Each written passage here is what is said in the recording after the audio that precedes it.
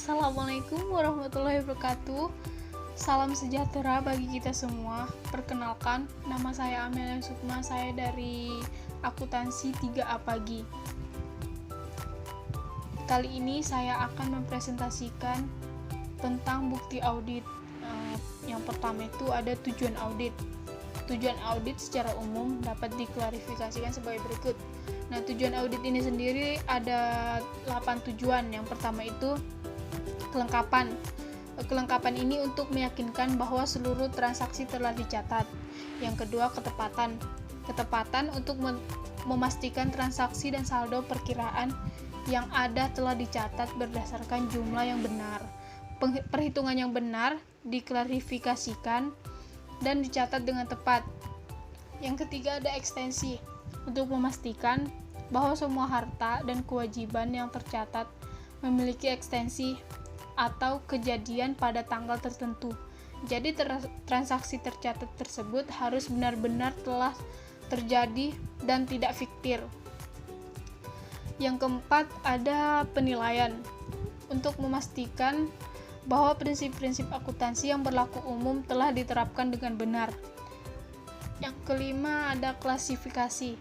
Klasifikasi itu untuk memastikan bahwa transaksi yang dicantumkan dalam jurnal diklarifikasikan dengan tepat.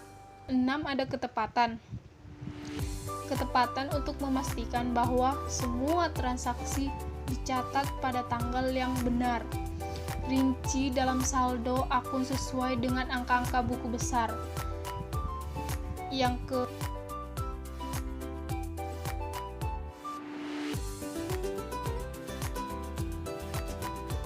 ketujuh, ada pisah batas. Untuk memastikan bahwa transaksi-transaksi yang dekat dengan tanggal neraca dicatat dalam periode yang tepat. Yang ke-8 ada pengungkapan. Untuk meyakinkan bahwa saldo akun dalam persyaratan pengungkapan yang berkaitan telah disajikan dengan wajar dalam laporan keuangan dan dijelaskan dengan wajar dalam isi dan catatan kaki laporan tersebut. Selanjutnya ada aseri, manajemen, dan tujuan audit. Nah, di sini ada tabel. Ini hubungan aseri dan tujuan audit. Yang pertama ada keberadaan atau kejadian. Nah, hubungannya sama tujuan audit ini adalah aktiva dan kewajiban ekstensi entitas. Aktiva dan kewajiban entitas ada pada tanggal tertentu, dan transaksi, pendapat, dan biaya terjadi dalam periode tertentu. Yang kedua ada kelengkapan. Terus hubungannya dengan tujuan audit ini, semua transaksi dalam tujuan, semua transaksi dan semua rekening yang seharusnya telah disajikan dalam laporan keuangan. Hak dan kewajiban. Aktiva adalah hak entitas dan hutang adalah kewajiban entitas pada tanggal tertentu. Penilaian atau alokasi komponen aktiva, hutang, pendapatan, dan biaya telah disajikan dalam laporan keuangan pada jumlah yang semestinya. Penyajian dan pengungkapan komponen tertentu dalam laporan keuangan telah digolongkan, digambarkan, dan diungkapkan secara semestinya. Selanjutnya, standar pekerjaan lapangan ketiga.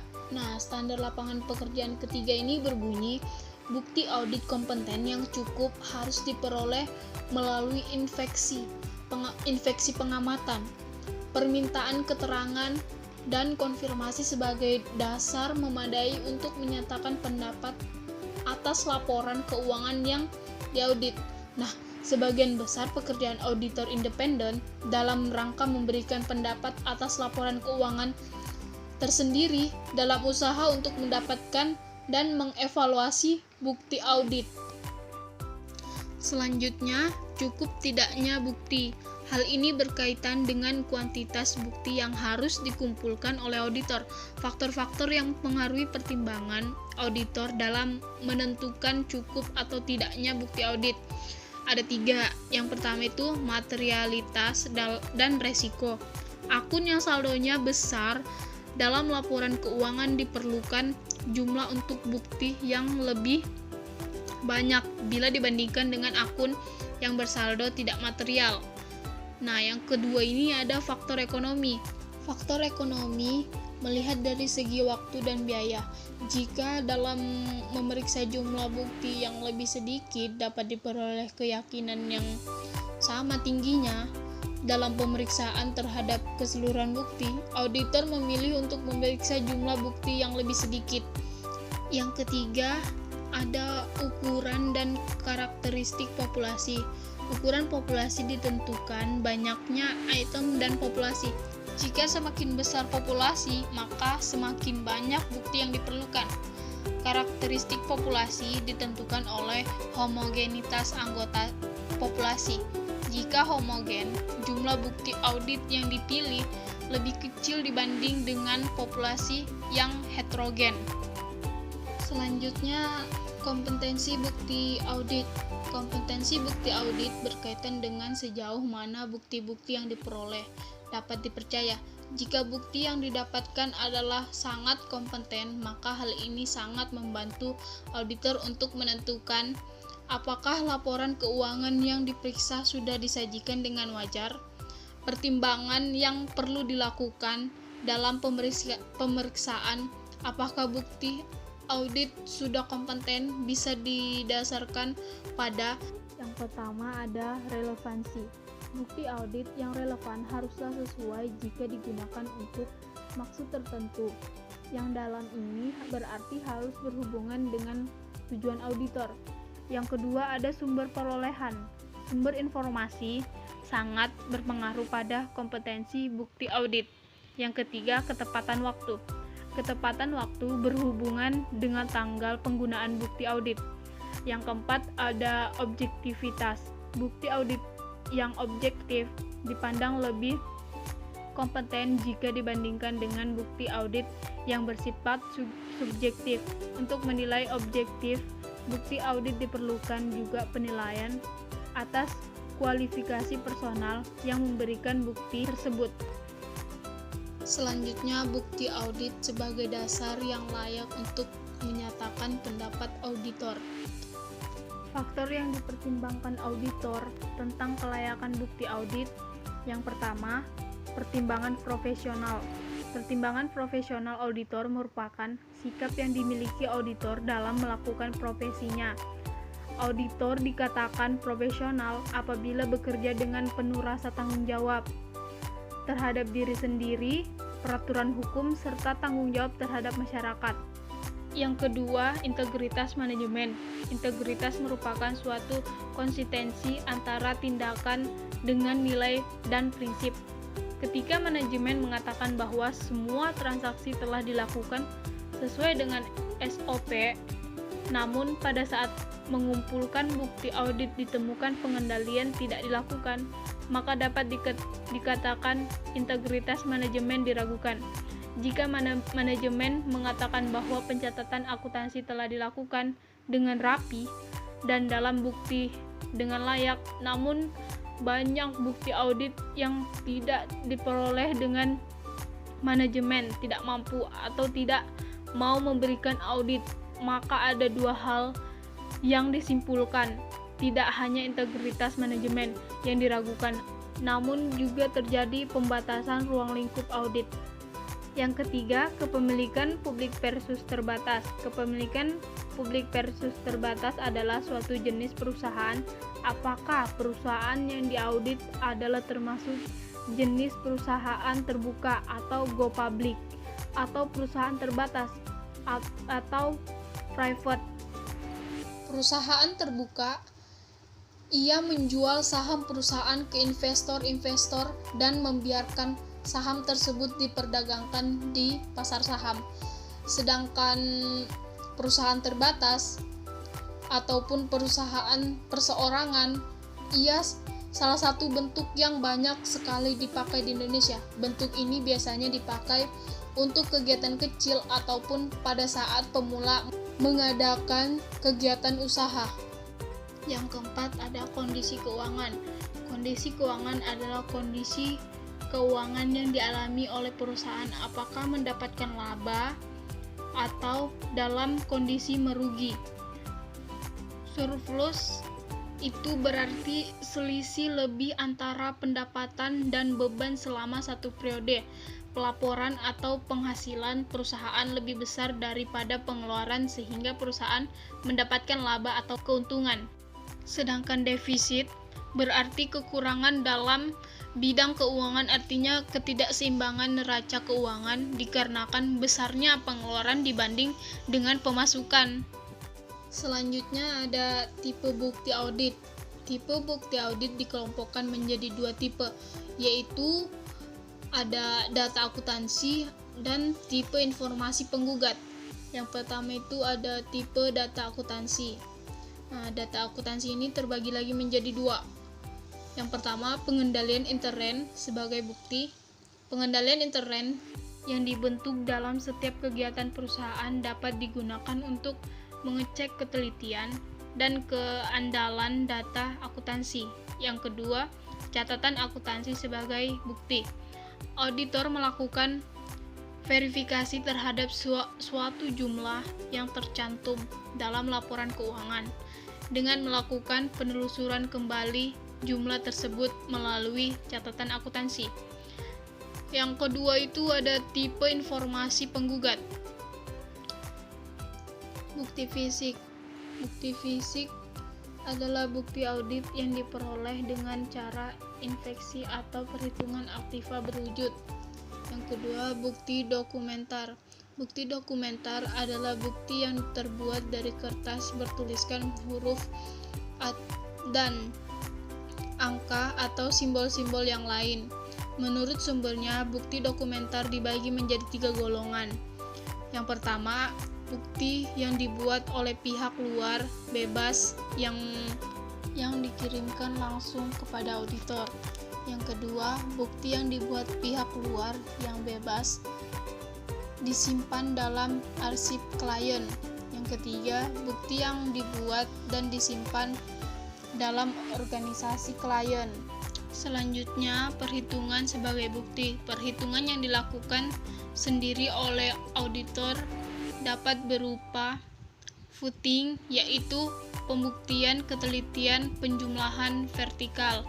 Yang kedua, cross footing, yaitu pembuktian ketelitian penjumlahan horizontal, pembuktian ketelitian perhitungan biaya depresiasi, pembuktian ketelitian penentuan taksiran kerugian piutang usaha laba per saham yang beredar tafsiran pajak personal dan lain-lain.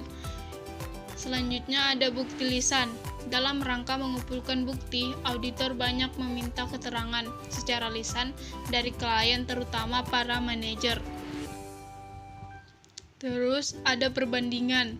Untuk menentukan akun atau transaksi yang akan dipisahkan guna penyelidikan yang lebih intensif. Auditor melakukan analisis tersebut, perbandingan setiap aktiva, utang, penghasilan, dan biaya dengan saldo yang berkaitan dalam tahun sebelumnya. Selanjutnya, bukti dari spesialis. Spesialis adalah orang atau perusahaan yang memiliki keahlian atau pengetahuan khusus dalam bidang selain akuntansi dan auditing. Selanjutnya ada prosedur audit. Prosedur audit yang biasa dilakukan oleh auditor meliputi: yang pertama, inspeksi. Inspeksi adalah pemeriksaan secara rinci terhadap dokumen atau kondisi fisik sesuatu. Yang kedua, pengamatan. Pengamatan merupakan prosedur audit yang digunakan oleh auditor untuk melihat pelaksanaan suatu kegiatan. Yang ketiga, konfirmasi.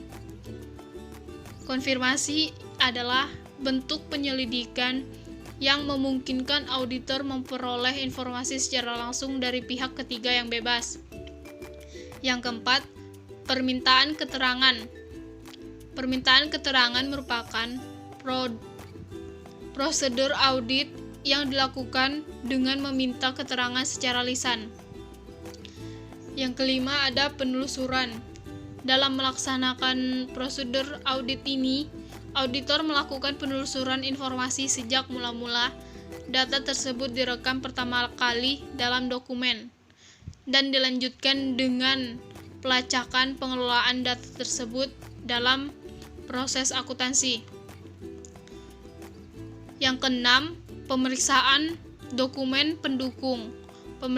Pemeriksaan dokumen pendukung merupakan prosedur audit. Yang ketujuh, ada perhitungan.